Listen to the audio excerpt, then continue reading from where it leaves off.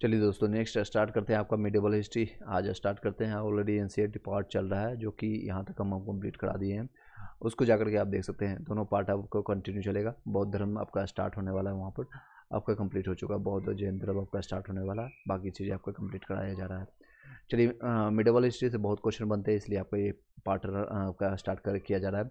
Telegram group का link इसी video के डिस्क्रिप्शन में मिल जाएगा, वहाँ से आप जाकर के देख सकते हैं। चलिए स्टार्ट करते हैं, सीधे टाइम वेस्ट करते हैं। भारत का अरबों का आक्रमण से स्टार्ट होता है, जो कि आपको मोहम्मद बिन कासिम के नेतृत्व में आपको जो है अरबों में भारत का पहला आपका सफल आक्रमण किया गया था। मोहम्मद बिन कासिम सबसे पहले यह आक्रमण किया था, सबसे पहले यही चोटा था जो कि नेतृत्व किया था। अरबों ने आपको जो है ने भारत पर पहला सफल आक्रमण किया था। अरबों ने सिंध पर जो है 712 ईस्वी में विजय प्राप्त आप विजय पाई थी। कब हुआ था ये ईस्वी याद रखिएगा, 712 ईस्वी में। अरब आक्रमण के समय जो है सिंध पर दाहिर का शासन था। किसका शासन था? तो सिंध पर दाहिर का शासन था। भारत पर अरबवासियों के आक्रमण का मुख्य उद्देश्य उसमें क्या था? तो धन दौलत को लूटना और इस्लाम धर्म का प्रचार प्रसार करना। तो मेन रीजन था आपका धन दौलत, यानी लुटेरे लोग थे, और दूसरा इस्लाम धर्म का प्रचार करना। मोहम्मद गजनवी आता है नेक्स्ट टॉपिक में आपका। मोहम्मद गजनवी के बारे में जानते हैं। अल्पगिन नामक एक जो है तुर्क सरदार था। गजनवी गजनी साम्राज्य का संस्थापक था। कौन किस नाम से था? अल्पतगीन नामक आपका शासक था, जो कि तुर्क सरदार गजनी का संस्थापक था। तो गजनी का संस्थापक कौन जाना जाता है? अल्पतगीन नामक आपका एक तुर्क सरदार था, जो कि गजनी साम्राज्य का संस्थापक था। अल्पतगीन जो है का गुलाम जो है था, इसका ही गुलाम था, और तथा दामाद था आपका सुबुतगीन। महमूद गजनवी जो है सुबुतगुन का पुत्र था। अपने पिता के काल में गजनी खुरासान का शासक था। कहाँ का शासक था? कोई बार क्वेश्चन आता है तो वो गजनी के खुरासान का शासक था। महमूद जो है गजनी 27 वर्ष की अवस्था में 997 ईस्वी में गद्दी पर बैठा था। कब बैठा था? तो 27 वर्ष की अवस्था में 997 ईस्वी में बैठा था गद्दी पर। बगदाद का खलीफा यानी अल आदिर बिल्लाह ने महमूद गजनवी के पद को मान्यता प्रदान करते हुए यमीन उल उद दौला, यानी ये सभी उर्दू बढ़ रहे हैं तो थोड़ा सा आप देख लीजिएगा, देखते हुए साथ साथ पढ़ते जाएगा। क्या नाम से? यवीन उद दौला, यानी कि यवीन उल मिल्लाह की उपाधि दिया था। तो बगदाद का जो है खलीफा का आदिल बिल्लाह के महमूद गजनी के पद को मान्यता प्रदान करते हुए इसको क्या नाम दिया गया था? अली उद दौला और यमीन उल मिल्लाह की उपाधि दिया था। महमूद गजनी ने भारत पर कितने बार आक्रमण किया था? ये क्वेश्चन बहुत इंपॉर्टेंट है। तो 17 बार आक्रमण किया था। बीबीआई के नाम से इंपॉर्टेंट नोट कर लीजिएगा, 17 बार आक्रमण किया था। महमूद गजनवी जो था, लुटेरा जो था, 17 बार भारत को आक्रमण किया था। महमूद गजनवी ने भारत पर पहला आक्रमण जो है 1001 ईस्वी में किया था, यानी 4 साल के बाद ये आक्रमण शुरू कर दिया था। यह आक्रमण शाही जो है राजा जयपाल के विरुद्ध था। किसके? जयपाल के विरुद्ध था। इसमें जयपाल की पराजय हुआ था। महमूद गजनवी 108 ईस्वी में नगरकोट के विरुद्ध हमले के मूर्तिवाद के विरुद्ध पहली महत्वपूर्ण जीत बताई थी। सबसे पहला जीत उसका कब हुआ था? तो 1008 ईस्वी में नगरकोट के विरुद्ध हमले को मूर्तिवाद के विरुद्ध आपको जो पहली महत्वपूर्ण जीत बताई जाती है। महमूद गजनी ने थानेसर के चक्रस्वामी के कांस्य मूर्ति या काशमंदी आदम कद आपको प्रतिमा की गजनी भेज करके रंगपुर में रखवाया। महमूद गजनी का सबसे चर्चित आपका आक्रमण 1024 में, जो कि सोमनाथ मंदिर सौराष्ट्र पर हुआ था। ये सबसे ज़्यादा महत्वपूर्ण है, यहीं से लूटा जाता था। 1024 में सोमनाथ मंदिर को लूटा था सौराष्ट्र में। इस मंदिर के लूट में उसे करीब 20 लाख दिनार की संपत्ति हाथ लगी थी। सोच सकते हो उस समय के, तो 20 लाख दिनार उसमें हाथ लगा था। सोमनाथ की रक्षा में सहायता करने के कारण अघिनवाड़ा के शासक पर महमूद ने आक्रमण किया। सोमनाथ मंदिर जो है लूट कर ले जाने के क्रम में महमूद पर जाटों ने आक्रमण किया था। हरियाणा के जाटों ने आक्रमण किया और उनकी कुल संपत्ति को भी लूट लिया, यानी चोरों को लुटेरे ने लूट लिया। महमूद गजनी का अंतिम आक्रमण जो है 1027 में जाटों के विरुद्ध था, क्योंकि उसने लूटा था 1024 में। महमूद गजनी की मृत्यु यहीं पर आपका जो है 1030 में हो गई।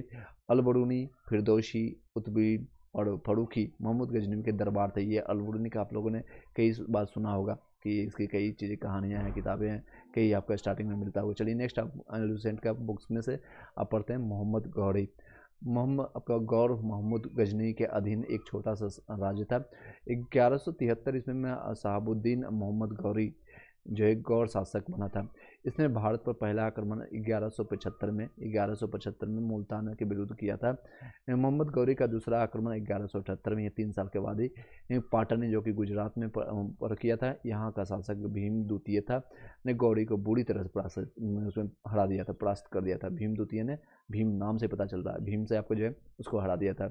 मोहम्मद गौरी द्वारा लड़ा गया प्रमुख युद्ध कौन कौन सा है, तो देख सकते हैं तराई का युद्ध, प्रथम युद्ध हुआ था तराई का युद्ध। इसमें गौरी जो है गौरी और पृथ्वीराज चौहान के बीच में हुआ था। ये इसवी याद रखिएगा 1191 और 1191 पृथ्वीराज इसमें चौहान विजय हुआ था, लेकिन ये जो है इसको छोड़ देता है कि चलो जाओ यहाँ से, छोटा बच्चा है तुम।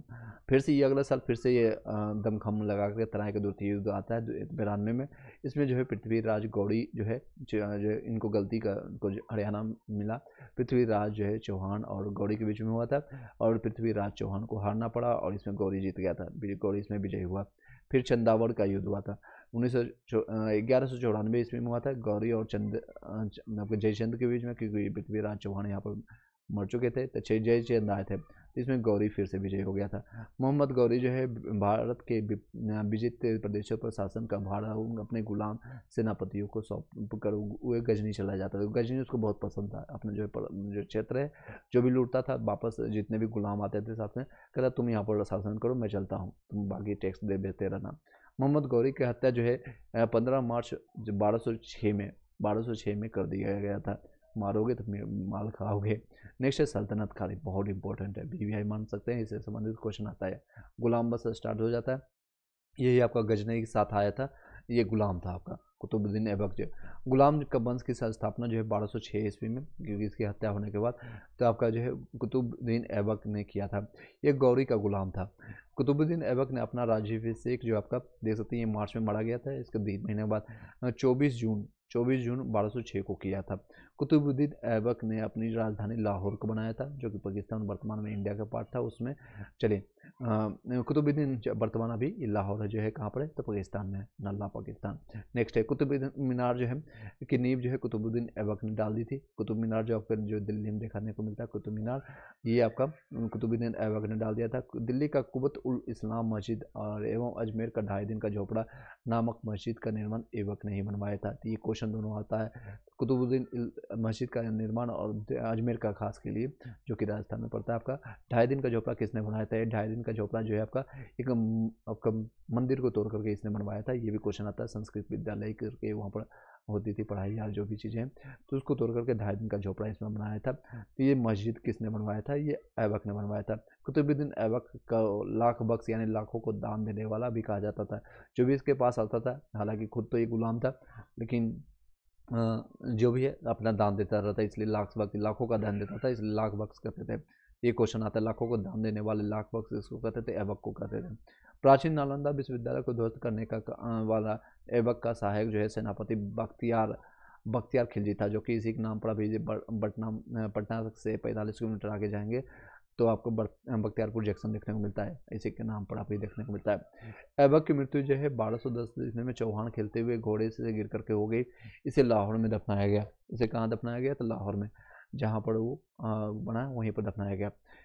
नेक्स्ट, ऐबक का उत्तराधिकारी आराम शाह हुआ था, जिसने सिर्फ 8 महीने तक शासन किया था। ये अयोग्य था। आराम शाह की हत्या जो है करके इल्तुतमिश जो है था इसका गुलाम था, ये भी गुलाम था, गुलामों का गुलाम इसको कहते हैं। इल्तुतमिश 1211 ईस्वी में दिल्ली की गद्दी पर बैठा, 1211 में दिल्ली की गद्दी पर बैठा आराम शाह को हटा करके।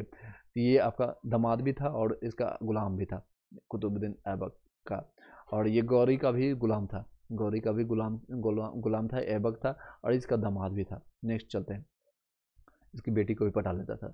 नेक्स्ट इल्तुतमिश जो है तुर्किस्तान का अल्जीरी तुर्क था, जो ऐबक का गुलाम एवं दामाद दोनों था। देख सकते हैं, मैंने बताया आपका गुलाम और दामाद। चलिए नहीं, ऐबक की मृत्यु के समय जो है वो बदायूं का गवर्नर था, वो बदायूं का गवर्नर था, तब उसको 8 महीने लग गया आने में, और उसको आराम शाह को मार करके फिर वो इल्तुतमिश बन गया था। इल्तुतमिश जो है क्या किया, तो लाहौर से राजधानी अपने स्थानांतरित करके दिल्ली लाया, दिल्ली में इसकी राजधानी बनाया। इल्तुतमिश पहला शासक था जिसने 1229 में बगदाद के खलीफा के सुल्तान पद को वैधानिक स्वीकृति प्राप्त की। इल्तुतमिश की जो है मृत्यु अप्रैल 1236 में, 1236 याद रखिएगा, हो गई थी। कब हुई थी? तब 1236 में, 11 में बना था और 36 में मर गया। कितने साल ये शासन किया? तो लगभग 25 साल शासन इसने किया था। इल्तुतमिश के बाद उसका पुत्र जो है रुकनुद्दीन फिरोज गद्दी पर बैठा। रुकनुद्दीन फिरोज जो था लेकिन अयोग्य था, इसमें योग्यता नहीं था, अयोग्य शासक था, जिसके अल्पकालीन शासन पर उसकी माँ जो है शाह तुर्कान छाई हुई थी, यानी शाह जो है तुर्कान छाई थी। इससे ज़्यादा क्वेश्चन नहीं आता है, तो याद रखिएगा। तो शाह तुर्कान के अवांछित प्रभाव से, यानी बहुत सारे अवांछित प्रभाव से परेशान होकर के तुर्की अमीरों ने आपका रुकनुद्दीन को हटा करके रजिया को शासन पर बैठाया था। हालांकि रजिया सुल्तान कब, तो तुम इसका कहना था कि मेरे जो है योग्य पुत्रों में से ये और पुत्रियों में से सबसे ज़्यादा योग्य जो है आपका रजिया है, तो इसको इस सिंहासन पर बैठना चाहिए, लेकिन इसमें ये उपयोग हुआ था। रुकमुनी आपको फिरोज बैठा था, फिरोज को हटा दिया था। और इसकी माँ का भी नाम याद रखिएगा जो इसका हेल्प करता था। क्या नाम था माँ का? नाम अभी मैंने बताया था आपका। इसके अल्पकालीन समय जो है माँ से जो है शाह तुर्कान छाई हुई थी, शाह तुर्कान। रजिया सिंहासन पर आसन किया गया। इस प्रकार जो है रजिया बेगम और प्रथम मुस्लिम महिला शासिका थी। ये क्वेश्चन बार बार आता है, भी याद मान लेके। प्रथम मुस्लिम शासक कौन थी जो महिला शासक थे? ये आपका रजिया बेगम थी। रजिया बेगम प्रथम महिला शासक जिसने शासन की बागडोर संभाली। रजिया ने प्रथा को त्याग करके पुरुषों की तरह आपका जो है धोगा यानी काबा और कुहाल यानी टोपी पहन करके राज दरबार में खुले मुंह से जाने लगी। रजिया ने मलिक आपका जलाउद्दीन याकूब को अमीर एक अखूर घोड़े का सरदार नियुक्त किया था। इसी के साथ इसका संबंध भी था, कहा जाता है लोग अमीर ए अखर के नाम से। गैर तुर्कों को सामंत बनाने के रजिया के प्रयासों से तुर्की अमीर विरुद्ध हो गए और उसे बंदी बना करके दिल्ली की गद्दी पर मुजुद्दीन बहराम शाह को बैठा दिया गया था। रजिया की शादी जो है अल्तुनिया के साथ हुई। अल्तुनिया के साथ भी एक कहानी है, बताते हैं। इसने शादी करने के बाद जो है शादी करने के बाद रजिया ने पुनः गद्दी पर प्राप्त करने का प्रयास किया, लेकिन वो असफल रही। एक्चुअली इसे अल्तुनिया से लड़ने गया था, लेकिन वो हारने लगी थी, तो रजिया बोलती तुम मुझसे शादी कर लो। तो अल्तुनिया से शादी हो रहा था, वापस आते समय में इसको जाटों ने इसको मार दिया था दोनों को। रजिया की हत्या जो है आपका 13 अक्टूबर 1940 को डाकुओं के द्वारा कैथल जो हरियाणा में पड़ता है, डाकुओं के द्वारा मार दी गई था। रजिया की हत्या जो है 13 अक्टूबर याद रखिएगा आपका 1240 में, यानी इसका शासन का 36 से लेकर के 40 तक रहता है। 36 से लेकर के 40 तक कितने? 4 साल, क्या 4-5 साल। बहराम शाह की गद्दी बना करके बंदी बना करके उसकी हत्या जो है 1242 में कर दी गई। बहराम शाह जो है के बाद दिल्ली का सल्तनत अलाउद्दीन महमूद शाह 1242 में बना। बलबन ने षड्यंत्र करके जो है 1246 में अलाउद्दीन मसूद शाह को सुल्तान के पद से हटा करके नासिरुद्दीन महमूद को सुल्तान बना दिया। नासिरुद्दीन महमूद ऐसा सुल्तान था जो टोपी सीकर अपना जीवन आपका निर्वहन करता था, यानी कि बहुत अपना कम खर्चीला था। बलबन ने अपनी पुत्री का विवाह जो है नासिरुद्दीन महमूद के साथ कर दिया और बलबन का वास्तविक नाम बहाउद्दीन था। वह आपका इल्तुतमिश का गुलाम था, ये भी गुलामों का गुलाम था। आपका तुर्क चहलगामी का विनाश जो है बलबन ने किया था। बलबन 1266 में आपका गयासुद्दीन बलबन के नाम से दिल्ली की गद्दी पर बैठा था। यह मंगोलों के आक्रमण से आपका दिल्ली की रक्षा करने में सफल रहा। राज दरबार में जिस आपका सिजदा एवं पेबोस प्रथा की शुरुआत बलबन ने किया था। सिजदा एवं पेबोस जो होता है पैर को मतलब झुक करके आपका उसको चूमना और उसको पेबोस करना, नहीं पूरा आपका जो है आत्मसमर्पण आपका खत्म हो जाएगा। बलबन ने फारसी रीति रिवाज का जो है पर आधारित नवरोज उत्सव को प्रारंभ किया था। नवरोज किसने स्टार्ट किया था? तो बलबन ने किया था। अपने विरोधियों के प्रति बलबन ने कठोर यानी लोह और रक्त की नीति अपनाया था। तो लोह और रक्त की नीति किसने अपनाया था? बलबन ने अपनाया था। नासिरुद्दीन मोहम्मद ने बलबन को उलुग खां की उपाधि दिया था। क्या का नाम दिया था? उलुग खां के नाम से। बलबन के दरबार में फारसी के प्रसिद्ध कबीर अमीर खुसरो एवं अमीर हसन रहते थे। गुलाम वंश का अंतिम शासक कौन था? कैमूर्स था, सैमुद्दीन कैमूर्स। उसके बाद खिलजी वंश स्टार्ट हो जाता है। खिलजी वंश, बीच में एक चीज़ हम छोड़े थे, इसको हम कंप्लीट कर देते हैं। इल्तुतमिश के द्वारा बनाया गया महत्वपूर्ण कार्य कौन से था? कुतुब मीनार के निर्माण को पूर्ण करवाया था। कुतुब मीनार 2 मीनार तक ही बना पाया था और वो भी ढह गया था। उसके बाद इसको 2 मीनार को और भी बनवाया था, इल्तुतमिश के द्वारा बनाया गया था।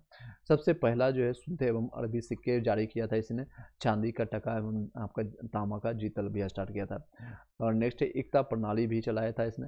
40 गुलाम सरदारों का संगठन बनाया था जो उत्तरगामी के नाम से जाना जाता है।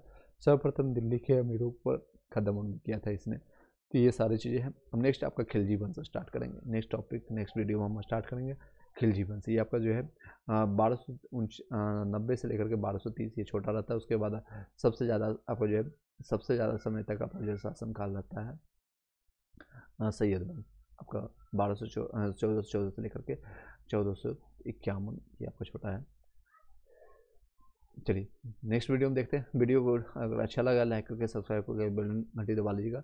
विद एक्स्ट्रा फैक्ट हम बताएंगे तो थोड़ा वीडियो लंबी बन जाएगी, अदरवाइज सिर्फ इसको हम स्टडी कर देते हैं और जो इंपॉर्टेंट चीज़ें हैं हम आपको बता देते हैं। क्वेश्चन आंसर फॉर्मेट में हम आपको बताते जा रहे हैं। कैसा लग रहा है आप लोग कमेंट बॉक्स में जरूर बताइएगा। Thank you so much, have a nice day.